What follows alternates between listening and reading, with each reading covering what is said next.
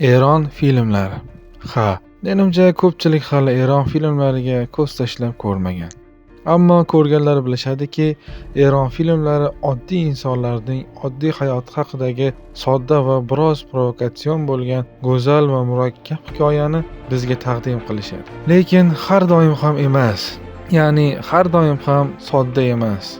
Aynan bugun suhbatlashadigan film va uning rejissyori tomoshabinga doim oddiy inson va uning oddiy hayoti haqidagi o'ta murakkab syujetli filmni tortiq qilib kelgan. Balki bilgandirsiz, ushbu inson Asg'or Farhodiy.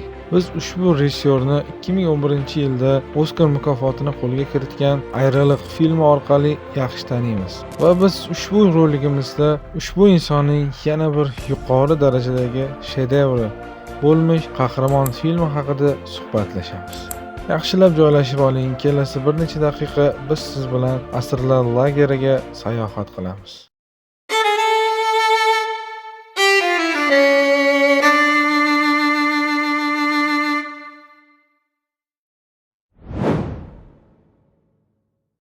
Yuqorida aytganimizdek, film o'ta murakkab syujetga ega bo'lib, tomoshabin filmni tez yoki birdaniga qabul qila olmaydi. Film bir voqea asosida tomoshabinga turli tomonlardan savol bera boshlaydi va bu holat deyarli film so'ngigacha davom etadi.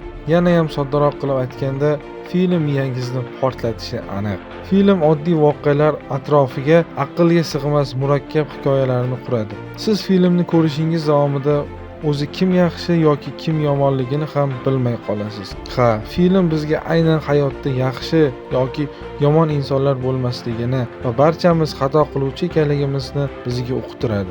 Syujetga kelsak, Rahim ismli film qahramoni to'lay olmagan qarzi uchun qamoqda jazo o'tamoqda. 2 kunlik ta'til vaqtida u qarz bergan insonga qarzning bir qismini to'lashdan shikoyatini qaytarib olishga ishontirishiga harakat qiladi. Lekin voqealar rivoji umuman boshqacha tus oladi. Film Asg'or Farhodiyning aksar filmlari kabi inson vijdonini chuqur o'rganadi va sinovdan o'tkazadi. Hamda tarbiyaviylik ahamiyati juda kuchlidir.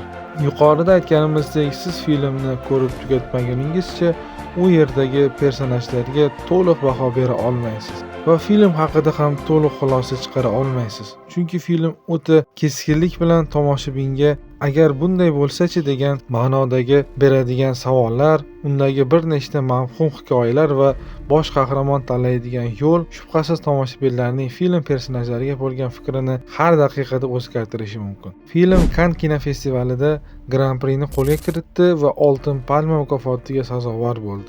Film tashqi tarafdan Asg'or Farhodiyga ancha bosh og'riq bo'lgan. Uning hamkasbi rejissyorni plagiatda ayblab sudga ariza bergan va sud ishlari 2024-yilga qadar davom etib, rejissyor foydasiga hal bo'lgan. Bunday muammolar ko'pchilik yaxshi rejissyor va ijodkorlarda bo'ladi. Ammo biz uchun asosan filmning o'zi, uning ijodiy yechimi, maqsad va vazifasi ko'proq muhim va tomoshabin ijodkorning aynan ijodini qadrlashi muhimdir. Shaxsan men shunday o'ylayman. Filmni ko'rmagan bo'lsangiz, uni albatta tomosha qiling. Shaxsan men juda ta'sirlangan va hayratga tushgan filmlardan biri aynan Qahramon. Hatto film so'ngi ham tomoshabin ixtiyoriga qo'yib berilgan. Filmni tomosha qiling. Film sizni inson vijdoni haqidagi tushunchalaringizni yanada kengaytiradi. Tomosha qiling va o'zingizga savol bering. Men qanchalar vijdonliman? Film haqida sizga yetkazmoqchi bo'lgan qisqacha spoilerlarsiz tahlilimiz va fikrlarimiz shulardan iborat. Biz bilan bo'ling, chunki biz rivojlanishda va bundan-da sifatli kontent tayyorlashda davom etamiz. Sog' va salomat bo'ling.